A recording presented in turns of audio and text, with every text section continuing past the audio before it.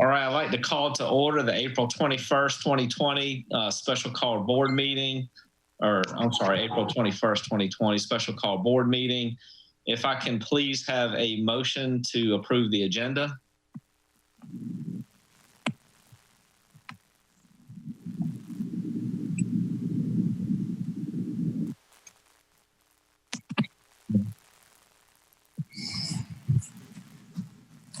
Mr. Manning, I move to approve I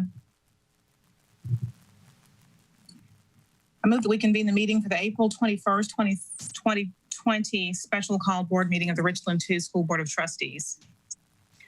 Okay, I need a motion to approve the agenda. I'm sorry. I move to approve the agenda for the April 21st, 2020 special called board meeting agenda. All right, I have a motion by Ms. Mackey to approve the agenda. Do I have a second? Second. Seconded by Mr. Shad. Is there any discussion? Mr. Chair, I have some discussion. Okay. I'm just curious about the need for the special called board meeting tonight and wondering why we couldn't wait until next week's board meeting for our regularly scheduled board meeting to have this. It's my opinion for transparency reasons that if we're going to vote on a budget resolution, that it should take place at a regularly scheduled meeting. Now, for the last 3 board workshops that we've had, they've transitioned from workshops to special called meetings. And for me, all 3 of those workshops that turned into special called meetings had very important issues that should have been addressed, in my opinion, again, at regularly scheduled board meetings. The December one being the rezoning of schools, the January special called meeting. We did a vote on the budget, a change of the budget for the 2020 or 2019-2020 year. And then again, we're having an important discussion tonight. And I just feel that it's really important that this should take place next week and not tonight. No, I appreciate that concern. I mean, we've taken measures to make sure that this video is available and public for all. So we do have public who are able to see and view the meeting as our normal meetings. And because of the circumstances that we're under, having to do a continuing resolution, this was already scheduled for a budget meeting. And so we felt that it was best to use this to get that resolution passed so that the staff can start working on their end to manage the budget for the upcoming school year. So I appreciate your concern, but that was the reason why it was done. And it also gave us an opportunity in this case to test the video before we went to a live regularly scheduled board meeting. Well, it would be my preference, and I won't support the agenda approval for this evening simply because, in my opinion, again, it should be done in a regularly scheduled board meeting and not in a special meeting. We could have had a board workshop to work on this delivery system to our constituents for a meeting. But thank you. Okay. Any other comments? Okay, with no other comments, board members, if you'll please vote. Mr. Manning, I'm voting in the affirmative. I'm trying to log back into board docs, but I'm voting in the affirmative. Okay, is everybody else in board docs and can vote that way? Yes. Okay.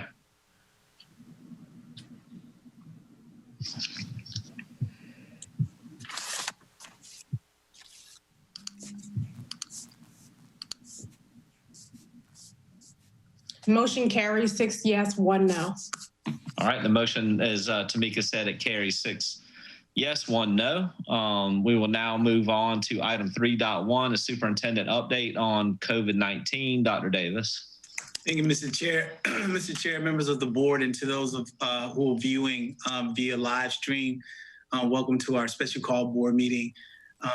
I will provide you with a brief update as it relates to COVID-19 and how it impacts or is impacting Richland School District 2.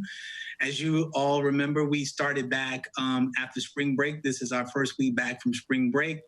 Upon starting back up from spring break, we have initiated e-learning or remote learning for our 2nd through 5th graders. They started their e-learning with either their district-issued Chromebooks or a home device. Our middle and high school students have implemented e-learning schedules. So our teachers are meeting with the students based off a set schedule of time for them to meet during their normal modifying a normal routine or schedule, but the amount of time that they're meeting is heavily condensed. Academic plan that we have in place is to count all e-learning and remote learning toward completion of the second semester. The district instructional plan formalized the plan using the guidance from the State Department of Education. And a week before spring break, the plan was shared with teachers and then with the parents by the school principals. We continue to provide technology assistance at 3 locations throughout the district where parents can come in and either trade out a Chromebook if something's wrong with it, pick up a Chromebook if they need one, or vice versa, whatever service they may need. And that information has also been shared with our parents. In addition to outdoor Wi-Fi hotspots, we've also deployed 5 buses with Wi-Fi technology to 3 neighborhoods with limited access, those neighborhoods that may have limited access to the internet.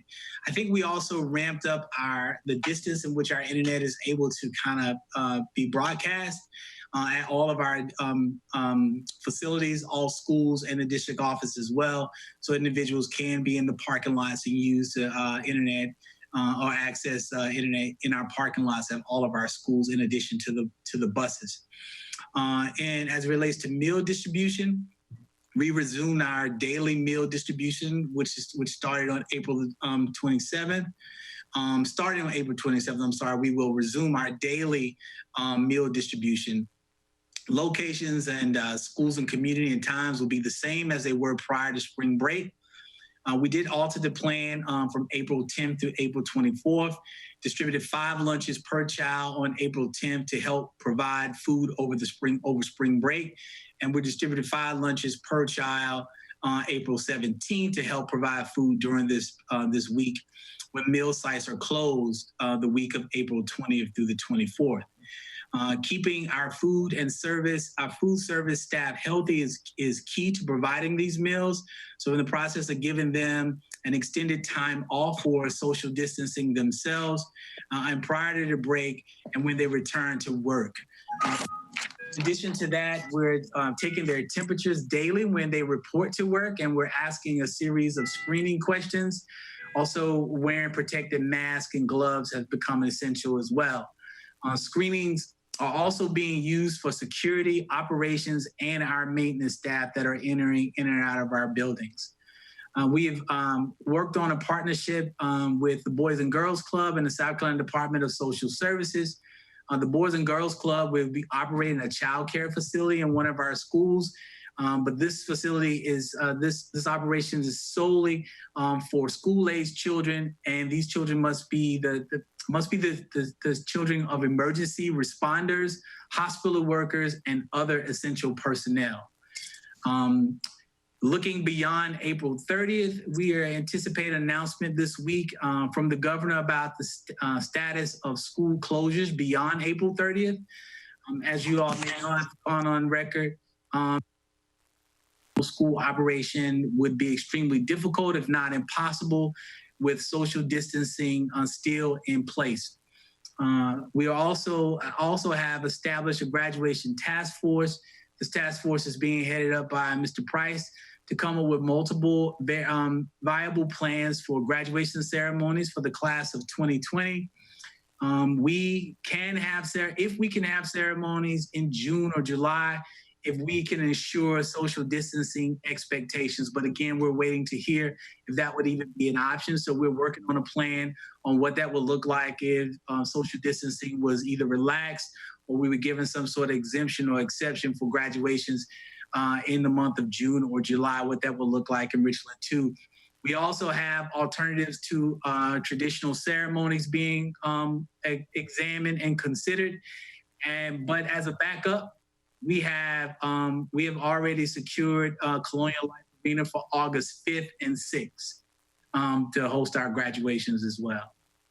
And that's just my brief update for COVID-19 for this board meeting. Any questions? All right, board members, questions or comments? Lindsay, are you trying to talk? If so, you're muted.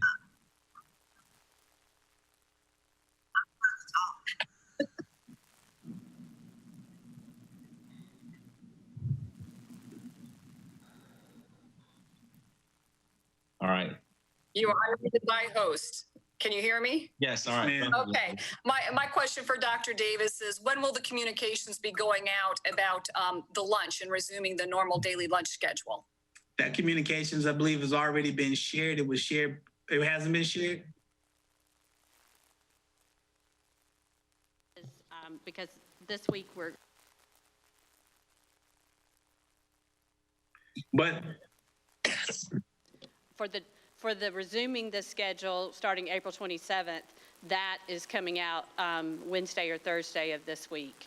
And Okay. then the other information was communicated before spring break, that Okay. that the mill sites would be closed through the 24th. So as not to cause confusion, because I know when you start to send stuff out that with a different schedule, so I didn't want people to start going to the mill sites, just read part of it and start going to the mill sites this week while they're closed. So we're waiting towards the end of this week to let them know what the schedule is for next week. We told them that we would be announcing it this week. Okay, thank you. All right. Other board members, questions or comments? Dr. Elkins-Johnson? Just a comment. I'm sorry, just a comment. Just want to say thank you, Dr. Davis, for speaking out on behalf of Richland 2 and the superintendents and the community when you shared about the fact that you don't think that schools should resume based on the safety of our teachers, faculty, and staff and students. So thank you for taking a bold move and speaking out on behalf of the community. yes, ma'am. Other board members, questions or comments? All right, Dr. Davis, thank you and your staff for all the work you've done. I know there's a lot of work that goes on in the background, and we do appreciate you being spokesperson for really the state when you did the news interview the other day on that issue, as Dr. Elkins-Johnson mentioned. So we appreciate that. We'll now move on to the next item on our agenda, which is item 4.1 is action requested, a continuing resolution for the general fund operating budget. If I can have a motion. Mr. Chair, Yes, Ms. Mackey. do you want me to just read the resolution as is, or will there be an explanation first? Well, we got to get a motion to, if you'll make a motion make a motion and read it, and then we can get a second, and then we'll have the explanation. Okay, I move to approve the following resolution, to continue resolution for general fund operating budget, Richland School District 2. Whereas Board Policy BD provides that in case the budget does not receive approval by June 30th, the board will adopt a continuing resolution based on last year's operating budget until the budget can be approved. The state of South Carolina has initiated a continuing resolution in the event that the state has not completed an adopted budget by June 30th, 2020.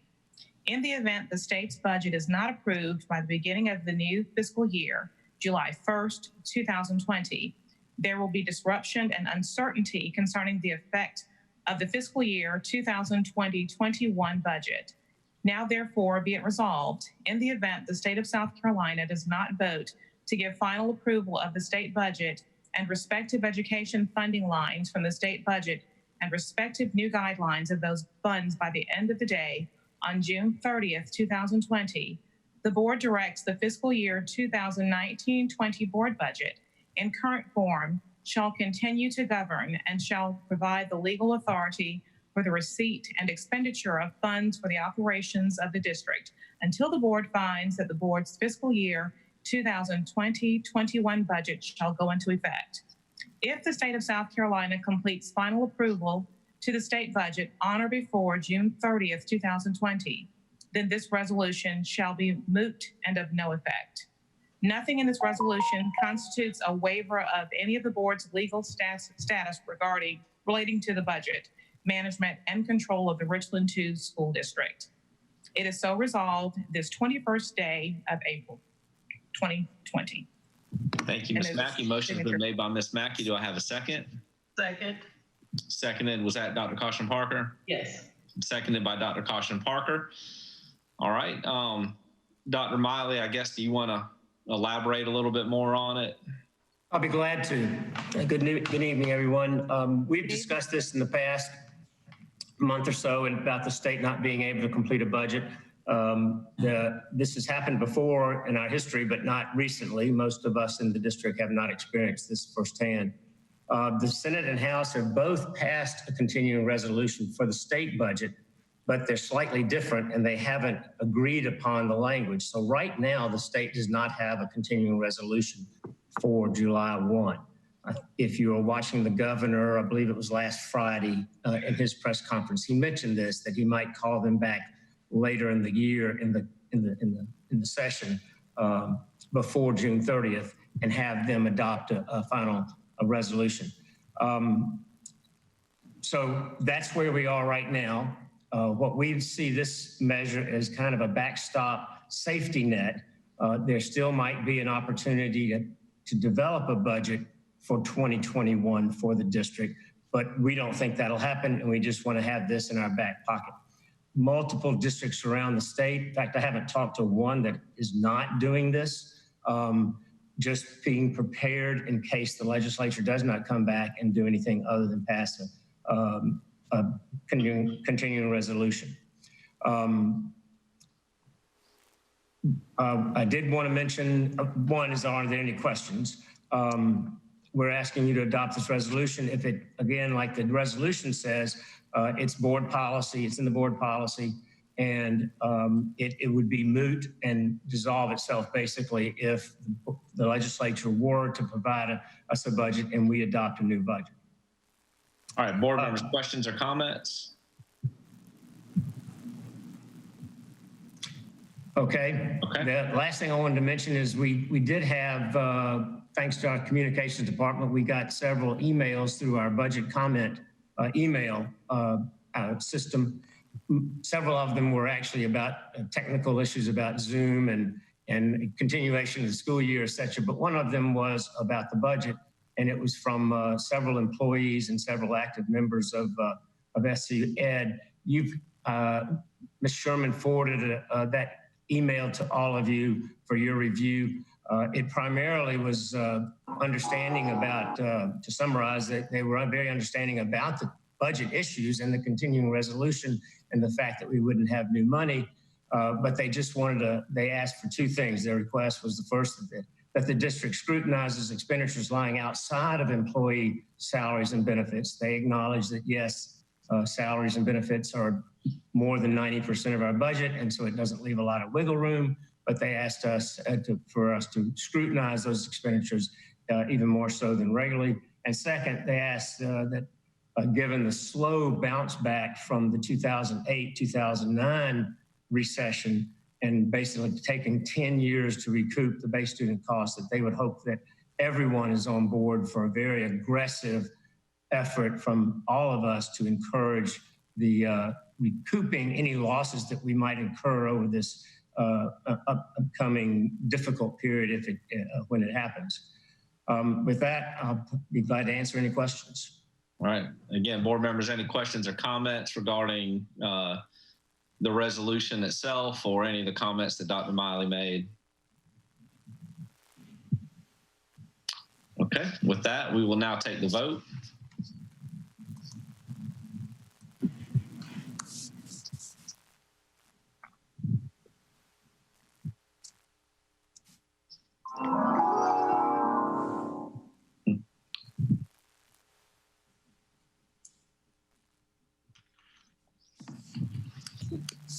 Mr. Shad, did you receive a pop-up?